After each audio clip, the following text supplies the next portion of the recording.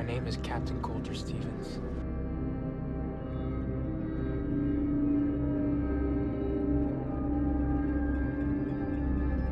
You're all right. You'll be okay.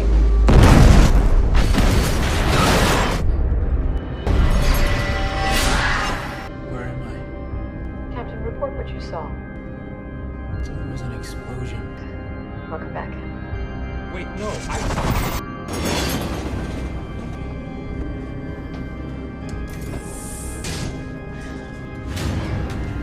You gonna tell me how to disarm this? I need to be briefed. I want to talk to your commanding officer. One soldier to another. Am I dead?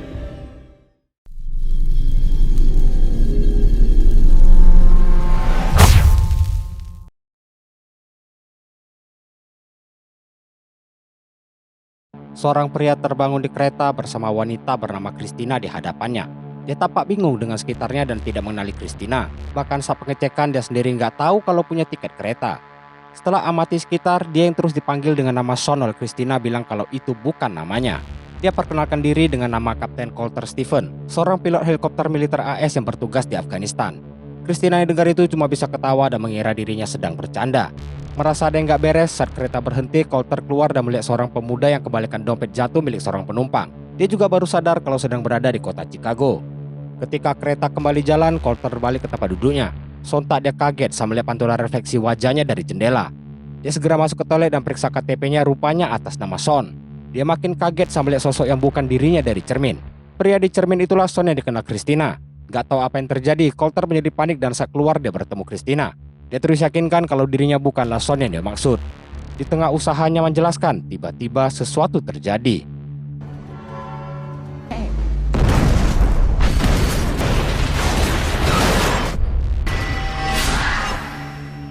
Dengan ajaib, Coulter tidak mati. Dia dibangunkan oleh panggilan suara atas nama Belegar Castle. Pemilik suara segera memintanya memberi suatu laporan yang tidak dimengerti oleh Coulter. Coulter yang kini berada dalam suatu ruangan kapsul menanyakan siapa yang sedang berbicara padanya. Tanpa memberitahu, tiba-tiba sebuah layar menayangkan seorang militer wanita di hadapan Coulter. Wanita itu minta Coulter untuk mengingat namanya. Karena sama sekali tidak ingat, sang wanita menjalankan sejenis pola untuk membangkitkan ingatannya. Setelah menyebut angka pada kartu remi dan menyiarkan suara burung hantu, ingatan Coulter akhirnya kembali. Sang wanita bernama Goodwin dan pria di belakang adalah seorang dokter bernama Letts. Berkat itu Coulter bisa jelaskan keadaan di kereta tadi, namun dia tidak tahu siapa pelaku pengeboman. Untuk itu, Goodwin akan mengirim Coulter kembali ke kereta dan hanya memiliki waktu 8 menit untuk mencari pelaku pengeboman. Sebenarnya Coulter ingin minta penjelasan lebih, tapi mendadak dia kembali ke kereta dalam situasi yang sama persis seperti sebelumnya. Kali ini Coulter balik dengan membawa semua detail dari kejadian tadi. Setelah serahkan tiket kereta, dia mulai observasi sekitar. Tiba-tiba dia sempat curigai seorang penumpang yang gelisah. Namun rupanya dia adalah seorang stand-up komedian yang sedang diburu waktu. Ketika kereta kembali berhenti di stasiun, Coulter berjalan memeriksa dan melihat kejadian yang sama lagi. Lalu dia yang ingat ledakan berasal dari belakang langsung masuk ke dalam toilet. Dia periksa sekitar dan curiga saat lihat tutup palka pada atap sedikit terbuka. Coulter segera panjat dan rupanya bomnya berada di sana dengan sebuah HP sebagai pemicu. Walau begitu, tidak ada instruksi apa yang harus dilakukan pada bom tersebut. Jadi Coulter keluar dan pura-pura mengaku sebagai petugas keamanan kereta. Dia minta semua penumpang mematikan alat elektronik agar bom tidak bisa dipicu dari sinyal telepon. Demi tunjukkan keseriusannya, Coulter menghajar seorang pemuda belagu yang menolak matikan laptop. Hal itu memicu sedikit friksi di kereta, namun lagi-lagi bom meledak.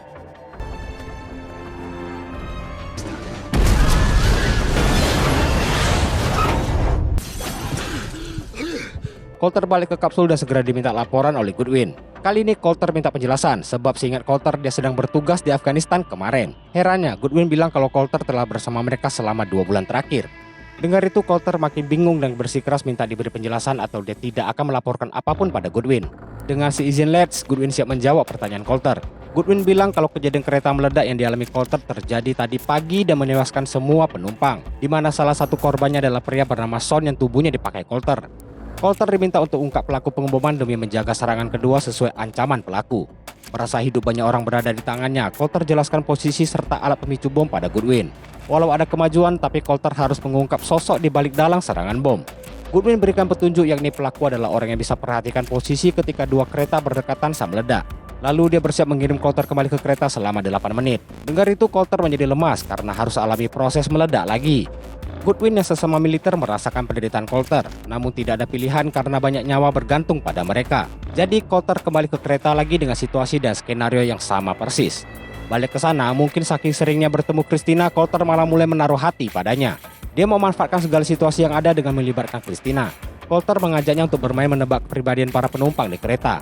Selagi Christina menjelaskan, Coulter mencurigai seseorang yang baru keluar dari toilet dengan tampang gelisah. Begitu kereta berhenti, Coulter putuskan mengekori pria tadi. Agar Christina tidak menjadi korban lagi, dia diajak ikut turun bersamanya. Coulter terus ikuti hingga masuk ke toilet. Dia terus perhatikan dengan curiga apa yang pria itu lakukan.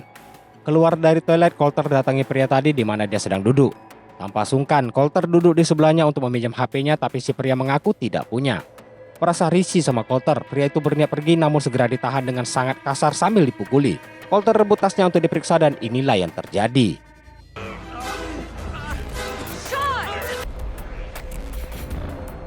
Walau kereta tetap meledak, Coulter yakini dialah pelakunya. Saat dia coba menggeledah paksa dirinya, si kereta menendang Coulter hingga jatuh ke rel kereta. Kali ini kematiannya diakibatkan digeprek kereta.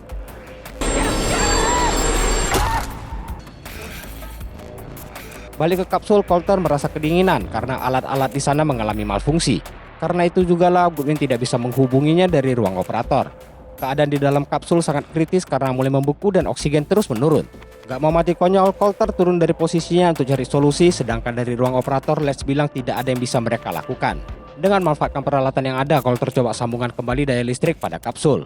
Dan akhirnya usahanya berhasil menyalakan kembali mesin di dalam. Saat dia hubungi operator, Goodwin tidak di sana melainkan Let's. Lihat dia, Coulter yakin kalau Let's adalah kepala proyek dari misi yang sedang dia jalani. Coulter jelaskan kalau dia bisa menyelamatkan Christina tadi. Namun Let's katakan kalau Christina hanya selamat di dalam dunia yang diciptakan program bernama Source Code. Source Code sendiri adalah mekanik kuantum yang aku nggak ngerti. Maklum anak IPS. Cara kerja sederhananya adalah seperti berikut. Ketika seseorang mati, gelombang elektromagnetik pada otaknya masih menyimpan ingatan jangka pendek selama 8 menit.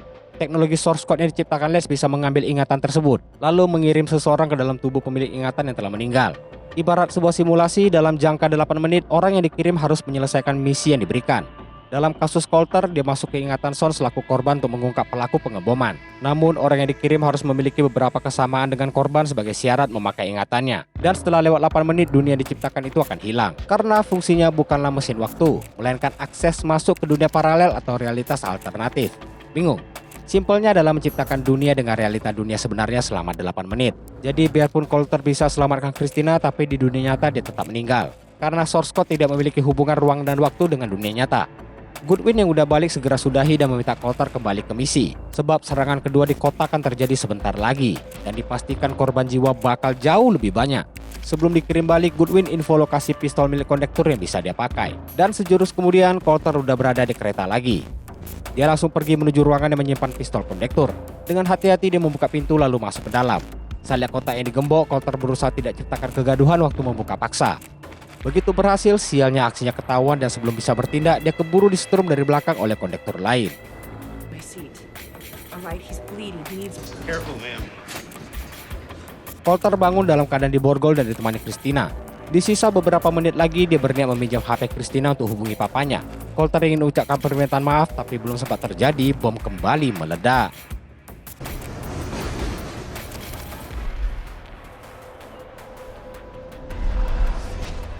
Balik ke kapsul, Coulter ngotot ingin menghubungi papanya dan Goodwin hanya akan coba usahakan. Lalu Goodwin mulai merasa program Source Code ini akan sia-sia karena Coulter terus gagal jalankan misi. Saat Goodwin berpaling, Coulter sempat melihat logo kesatuan militernya. Kemudian Goodwin memohon pada Coulter untuk fokus agar bisa menyelamatkan banyak nyawa. Tanpa ragu, dia kirim lagi Coulter ke kereta. Setibanya di kereta, Coulter menggambar logo militer tadi. Waktu didatangi Christina, ada cerita punya teman militer sedang bertugas di Afghanistan, tapi temannya hilang tanpa kabar. Untuk itu Coulter minta Christina bantu carikan info dengan memberikan nama temannya yakni Coulter Stephen. Setelah itu dia datangi seorang pria yang sibuk nelpon dengan pura-pura meminjam penanya. Saat si pria membuka tas untuk mencari, Coulter langsung rebut untuk mencari bukti. Gak dapat yang dicari, fokus Coulter terpecah kala melihat tote bag berlogo rumah sakit militer. Dia segera datangi pemiliknya, rupanya seorang perawat. Coulter tanyakan mengenai logo militer yang digambar. Si wanita yang risih pada Coulter menjelaskan itu adalah satuan angkatan udara di Pangkalan Nellis. Begitu tahu, Coulter meminjam paksa HP milik si perawat. Dia pakai HP itu untuk browsing mencari nomor telepon ke angkatan udara yang dimaksud. Coulter telepon dan minta disambungkan pada Let's. Di saat bersamaan, Christina datang membawa kabar mengejutkan kepada Coulter. Dia bilang bahwa Colter Stephen telah meninggal 2 bulan lalu di Afghanistan. Colter percaya karena Christina menyebut nama papanya dengan benar. Dia juga bacakan portal berita yang menuliskan tentang kematian Colter. Begitu tahu fakta tersebut, mendadak Colter menjadi error dan balik ke kapsul tanpa lewati peristiwa ledakan bom. You're with Operation Beleaguered Castle?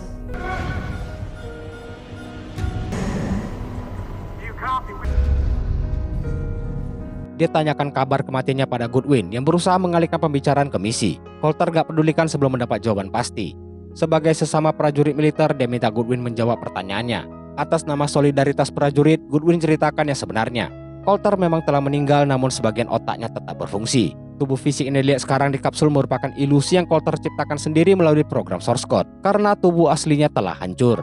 Begitu tahu fakta tersebut, kondisi dalam kapsul mendadak berubah berantakan. Selain itu, Colter juga tidak diberitahu sedang berada di mana. Let's langsung ambil alih pembicaraan dengan memintanya selesaikan misi. Lihat Let's, Colter cerita mengenai dia menelpon dirinya dari kereta. Let's bilang hal itu hanya sampai pada Let's di dunia source code dalam ingatan Sean. Dan apapun yang dilakukan, Colter gak bisa mengubah yang udah terjadi sebab program source code memiliki realitas terbatas. Bagi Let's, harusnya Colter merasa bangga tetap bisa melayani negaranya meskipun udah mati. Untuk prajurit sebenarnya seperti Goodwin dan Colter, kata-kata tersebut jelas berindikasi merendahkan. Demi sudahi pembicaraan, Les janji akan izinkan Colter meninggal sepenuhnya kalau misi kereta ini bisa diselesaikan. Karena dia yakin mereka bisa dapatkan prajurit lain untuk gantikan Colter nanti. Dengar itu, Colter jelas kecewa karena merasa udah sekarat pun para prajurit masih dimanfaatkan. Tanpa pedulikan protesnya, Les minta Goodwin kirim dia balik ke kereta.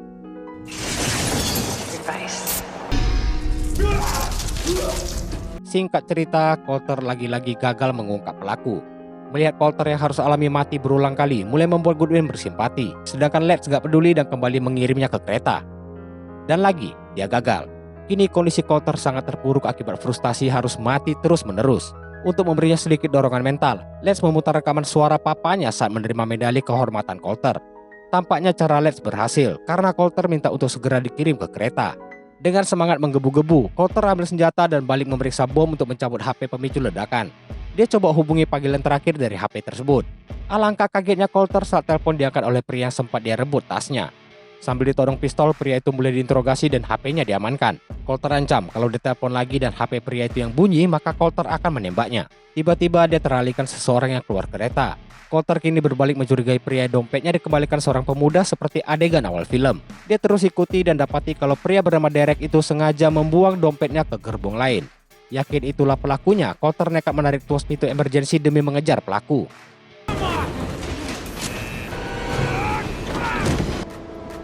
Stop the train!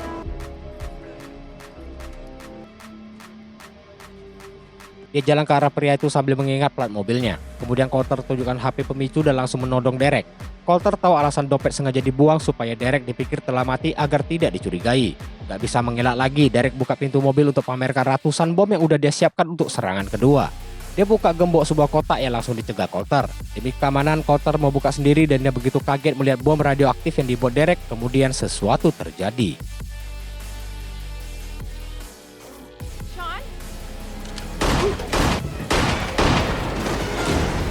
Kehadiran Christina membuat keadaan berbalik.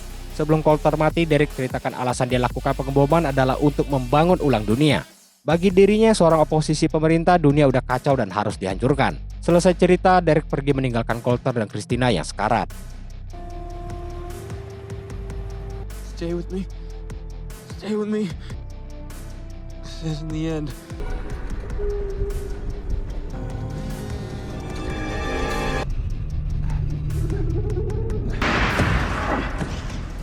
Balik ke kapsul, Colter berikan info pelaku kepada Goodwin sekaligus bom di mobilnya. Atas dasar informasi itu, aparat kepolisian segera bertindak untuk menahan Derek. Tidak butuh waktu lama, akhirnya pelaku berhasil diamankan dan korban serangan kedua bisa dicegah. Bagi Lex itu adalah keberhasilan program source code ciptaannya. Dengan begitu, Colter dinyatakan bebas tugas. Namun, Colter ada permintaan terakhir sebelum diizinkan mati, yakni dia ingin dikirim balik ke kereta untuk coba selamatkan semua penumpang. Permintaan Colter itu Les tangguhkan karena dia mau lapor kepada atasan tentang keberhasilan program source code. Colter sebenarnya sadar kalau Les tidak akan izinkan dia balik ke misi tersebut.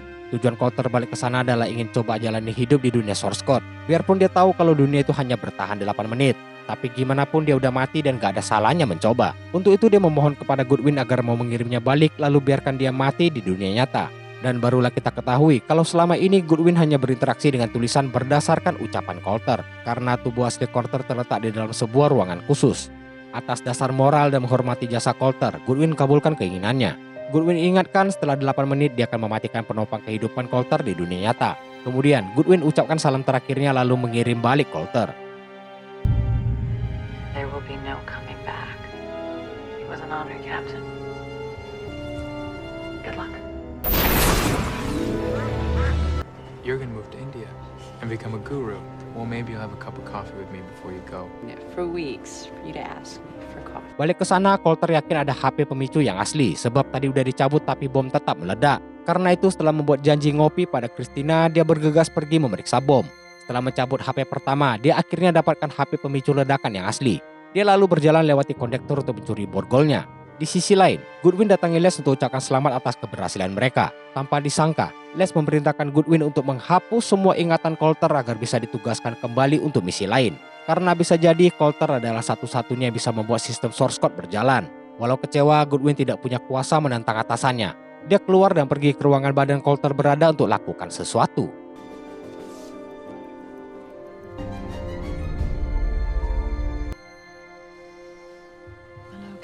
Balik ke Coulter yang menahan Derek sebelum dia sempat keluar. Dia juga mengambil pistolnya ketika dompet dikembalikan. Kemudian Derek diborgol di tiang yang auto membuatnya panik. Coulter lanjut hubungi polisi dan mengaku sebagai Derek yang berencana lakukan aksi terorisme. Beres dengan Derek, Coulter mengambil HP-nya untuk mengirim email mengenai pelaku percobaan pengeboman yang ditangkap kepada Goodwin versi dunia source code. Hal berikutnya adalah menelpon papanya bernama Donald Stephen. Dia mengaku sebagai sahabat Coulter di militer bernama Sean. Coulter ingin mendengar kabar papanya karena terakhir berhubungan mereka terlibat pertengkaran. Oleh sebab itu, Coulter memanfaatkan momen tersebut untuk meminta maaf kepada papanya. It takes a while to figure out what you want to say.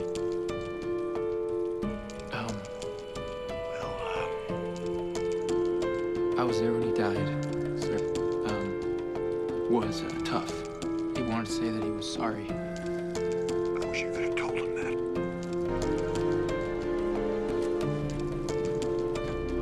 Selesai minta maaf, dia kembali datangi Christina dan mulai tunjukkan perasaan cinta padanya. Sementara itu, Goodwin membuka mesin penopang hidup Coulter dan dikagetkan dengan apa yang dia lihat.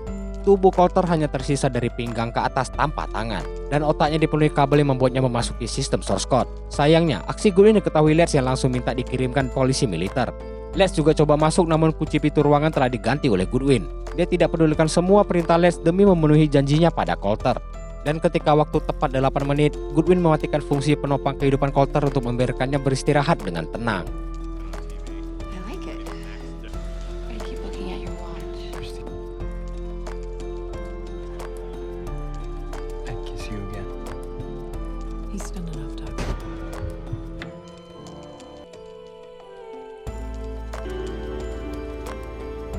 Para polisi militer berhasil masuk. Sebelum menangkap Goodwin, mereka juga kaget melihat kondisi Coulter yang dipaksa terus hidup demi menjalankan misi negara. Kembali ke Coulter, lewat 8 menit ternyata dirinya masih hidup. Itu artinya dia memasuki dunia ruang dan waktu yang baru dari luar source code. Sesuatu yang bahkan tidak Les ketahui karena mesin mengalami evolusi tanpa disadari siapapun. Berkat itulah Coulter diberi kehidupan kedua dalam identitas Sean. Di tempat lain, Goodwin versi dunia baru Coulter sampai di kantor. Dia kaget waktu membaca email dari Coulter. Awalnya dia mau laporkan anomali tersebut pada Les, namun dia batalkan saat membaca semua isi pesan dari Coulter. Selain menjelaskan source code jauh lebih canggih dari yang mereka bayangkan, Coulter ingin Goodwin nanti akan membuat keputusan yang benar dengan izinkan Coulter untuk mati pada saat dikirim untuk jalankan misi. Goodwin, if I'm Aman. right, and when you do me a favor. Ada banyak film bertema time looping, tapi sampai sekarang bagi aku ini yang paling bagus. Selain actionnya, film ini membahas hal mengenai moral. Kalau beneran ada mesin kayak gitu, asli nggak manusiawi. Udah mati pun dipaksa bertugas. Kalau lihat kondisi sisa badan Coulter pasti miris. Jadi Goodwin udah buat keputusan tepat biarpun karir adalah taruhannya. Oh ya, source code itu bukan masuk ke dunia multiverse ya. Multiverse dan dunia paralel itu beda. Kalian googling sendiri aja, kepanjangan nanti kalau dijelaskan. Karena aku mau mandi dan lain-lain, jadi video ini selesai sampai di sini. Thank you and see you again.